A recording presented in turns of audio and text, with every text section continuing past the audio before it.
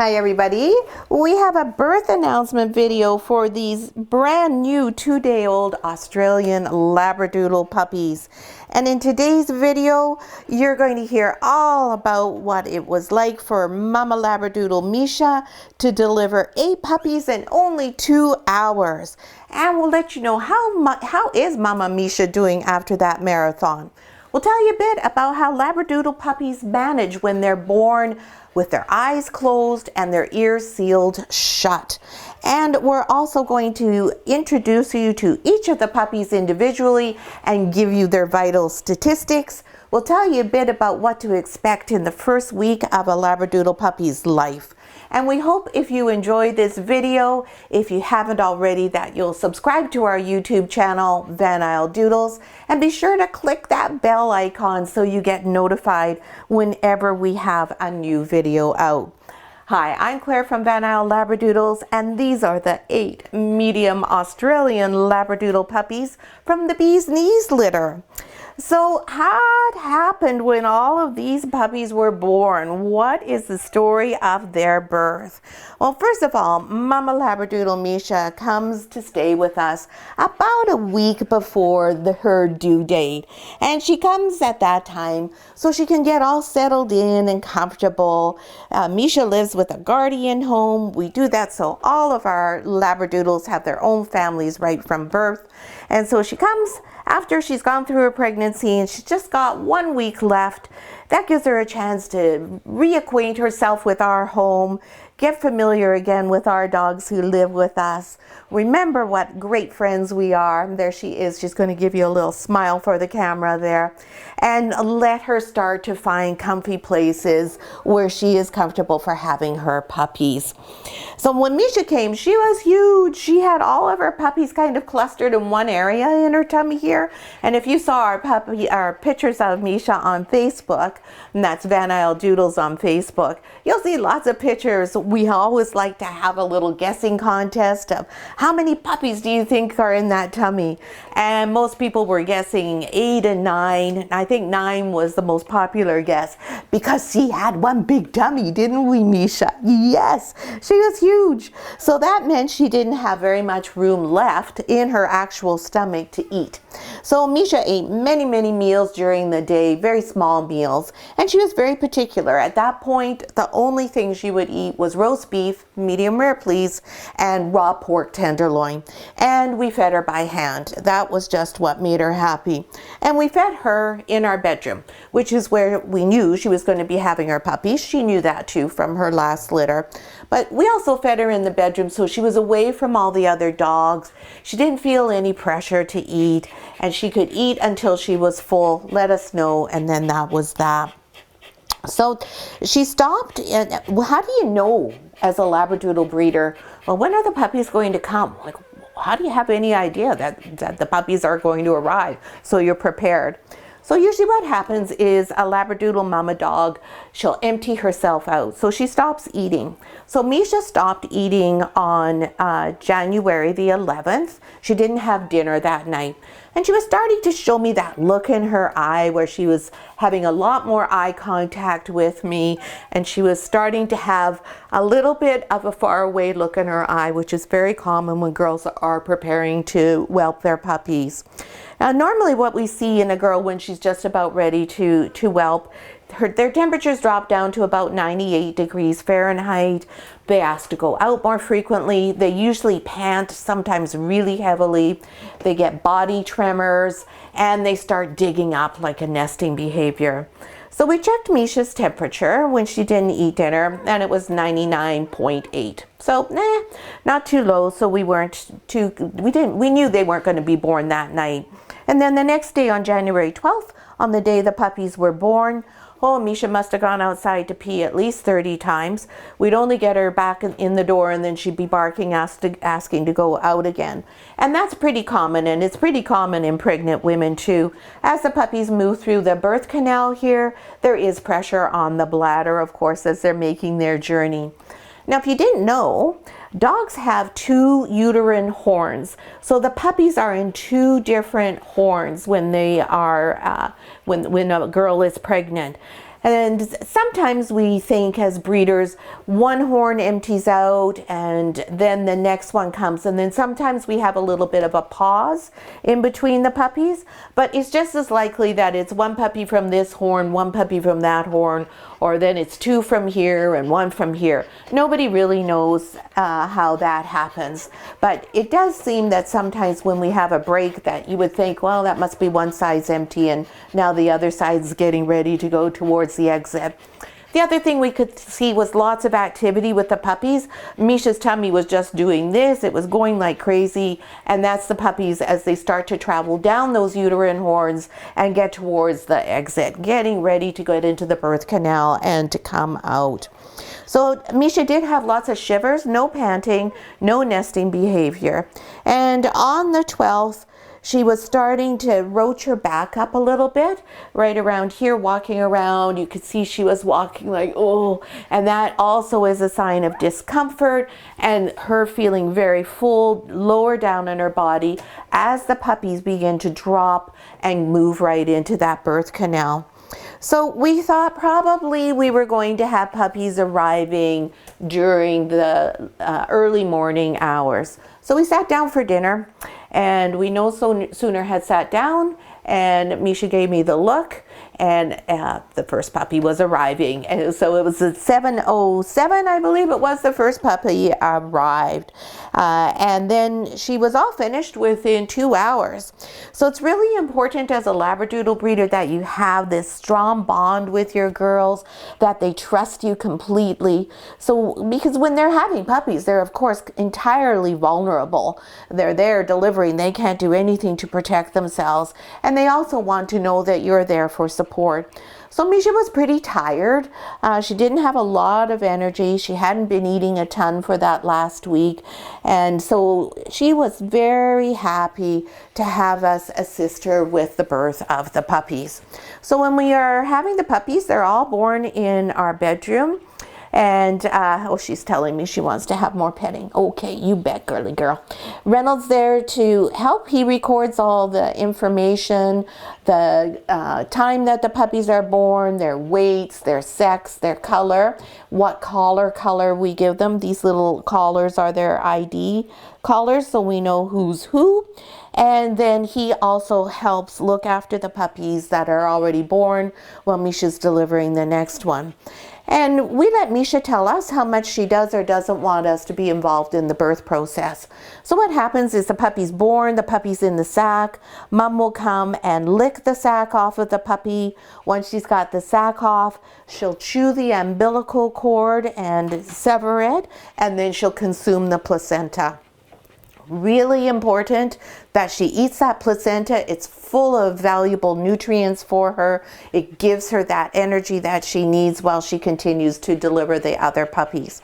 Huge advantage to a raw-fed dog is eating those very rich placentas does not cause any stomach distress or digestive upset for the girl. Kibble-fed girls, when they eat the placentas, they get terrible diarrhea, and so all of the benefit of that nutrition goes out the other end. So it's kind of just wasted there.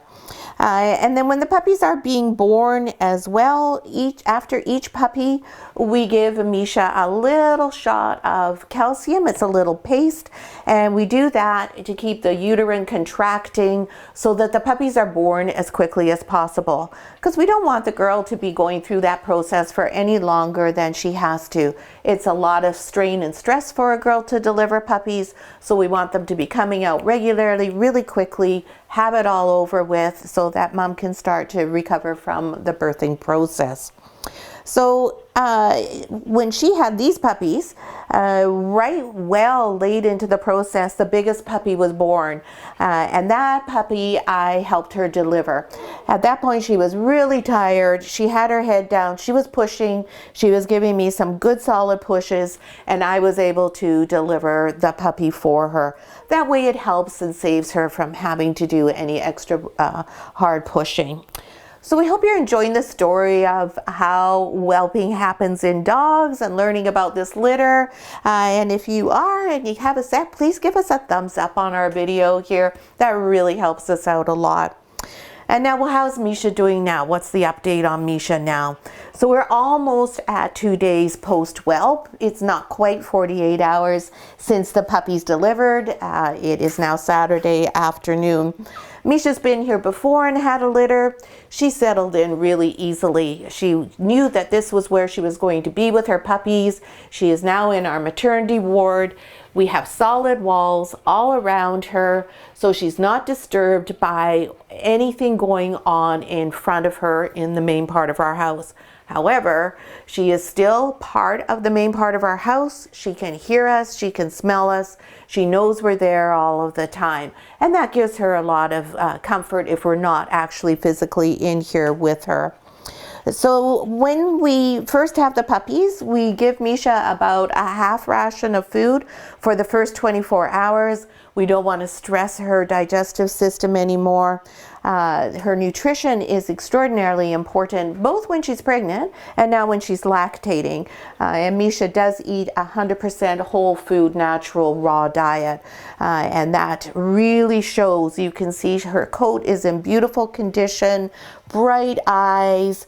You can see the puppies all have gleaming coats.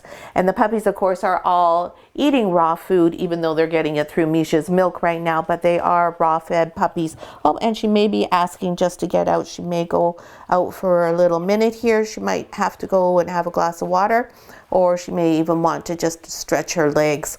Now you can see the puppies a little bit more. We also give Misha a natural herbal supplement called slippery elm for the first 24 hours after birth, and that also helps to keep the stool solid. She goes out many, many times during the day and night. That's how, as Labradoodle breeders, we support her. Our bedroom is right here, and we also have a monitor with video and audio. So it's usually Reynold who's the one who gets up and lets her out during the night. I often sleep through it. So he's the one who usually does the night duty more than I do. And sometimes she's out 4, 5, or even 6 times during the night still.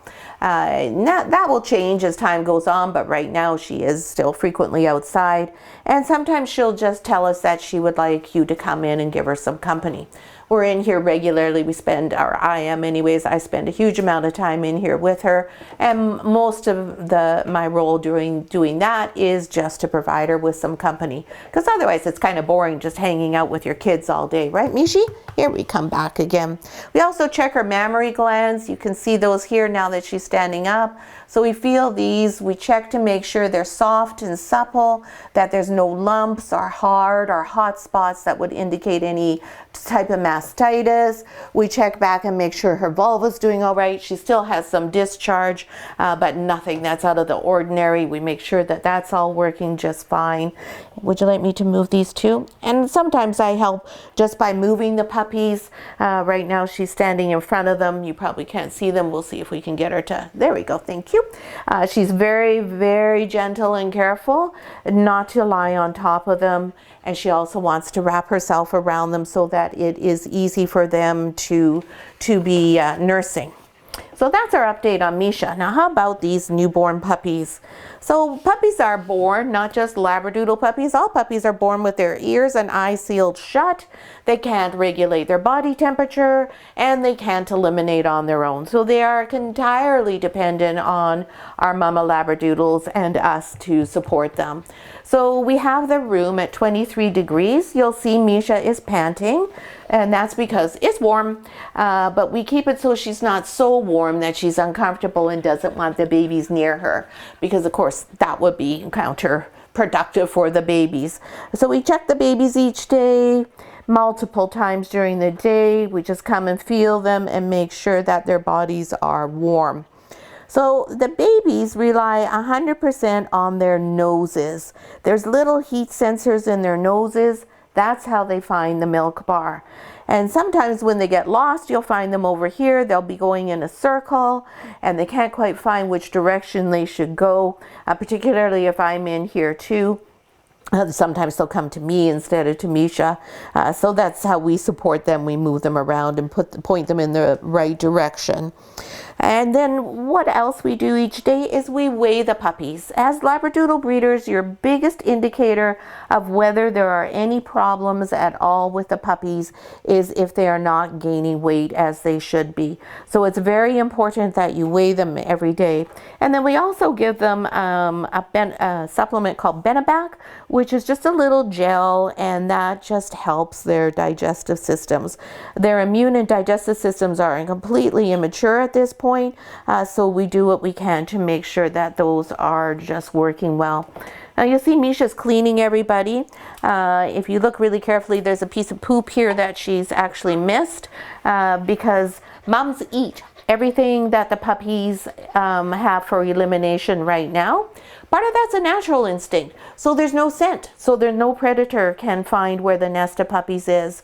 It also keeps the whelping box clean. And the puppies, as I said, they can't eliminate on their own. So mom has to stimulate them to go.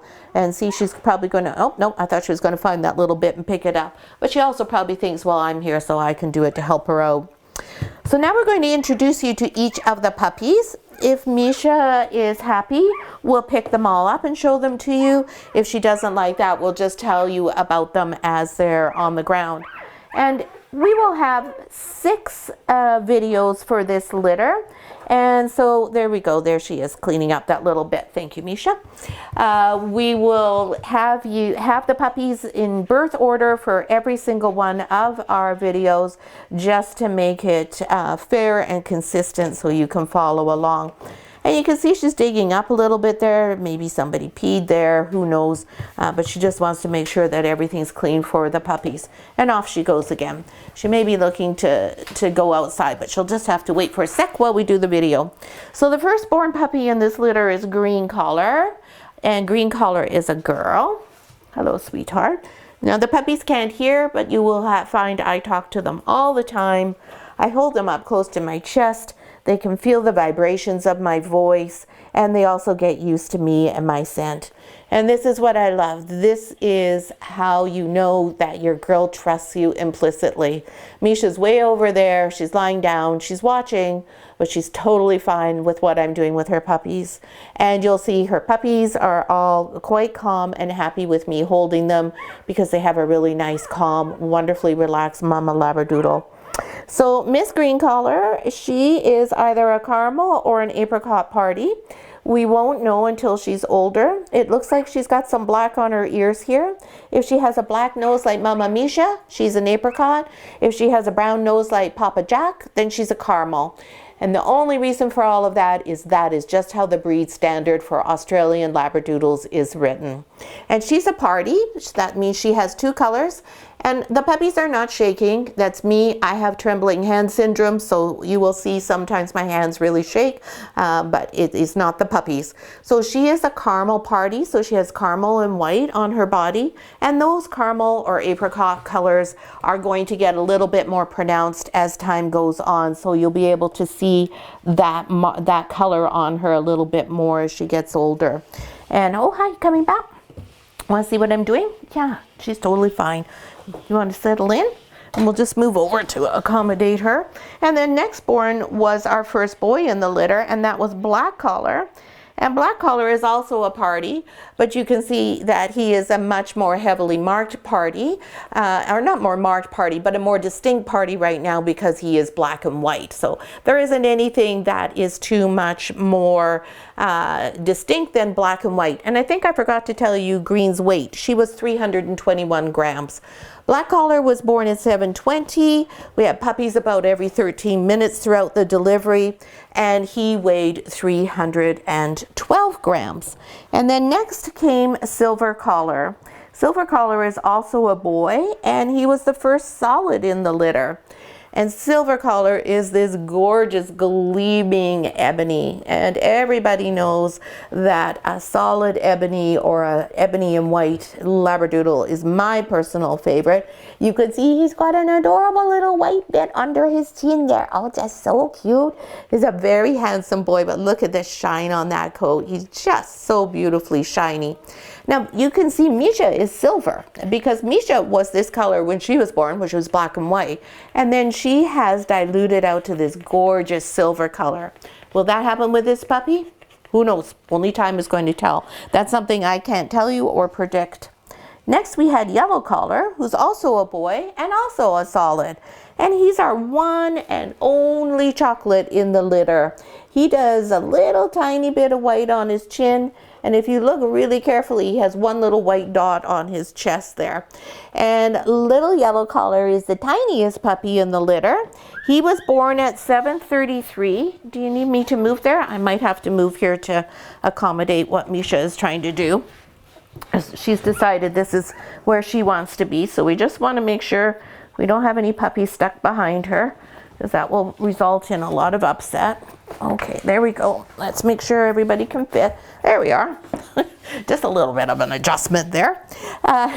There's Yellow Collar, just was fine throughout that whole thing while I was holding him.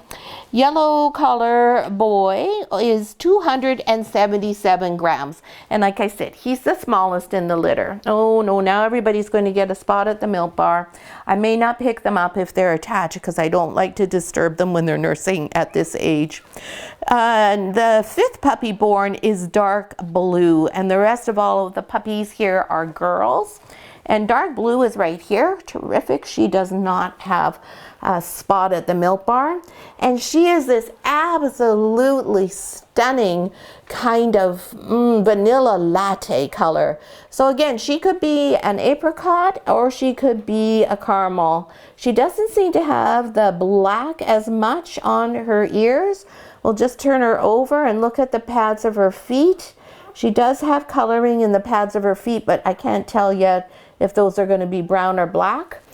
So we'll call her a caramel for now. She's an abstract, and an abstract means there's white as well as the solid color, but not 50-50, so it's not a party. So she has white on the top of her head, under her face here, and you can see under her body on her chest there, she also has some white. And Miss Dark Blue Collar was born at 7:59, and she came in at 318 grams. There you go, my little love bug. After that was Purple Collar, and Purple Collar is nurse, so she's not attached, so I can quickly get her. There we go. Oh, I snuck you in. Purple Collar is definitely an apricot, because you can see already she has black pads. You can see those black feet very clearly. Lots of black on the outline of her ears here. She too has white on her chest and under her chin. Looks like she might have some white on the side of her face. It's a little early to tell. And she too is this beautiful golden color. Such a pretty shade. That's a pretty girl. She was born at 8:17, and she was 280 grams. Then we had Miss Giant Puppy, who is nursing, and so I'm going to not disturb her. And that's a red collar girl here. She looks like she's got a big hump in her back from her ID color. Red collar girl is also a black and white party. I'm calling her Smoosh because she's got all sorts of smooshy black marks on her face there. And she was born at 8:42 p.m. and she is a healthy 352 grams.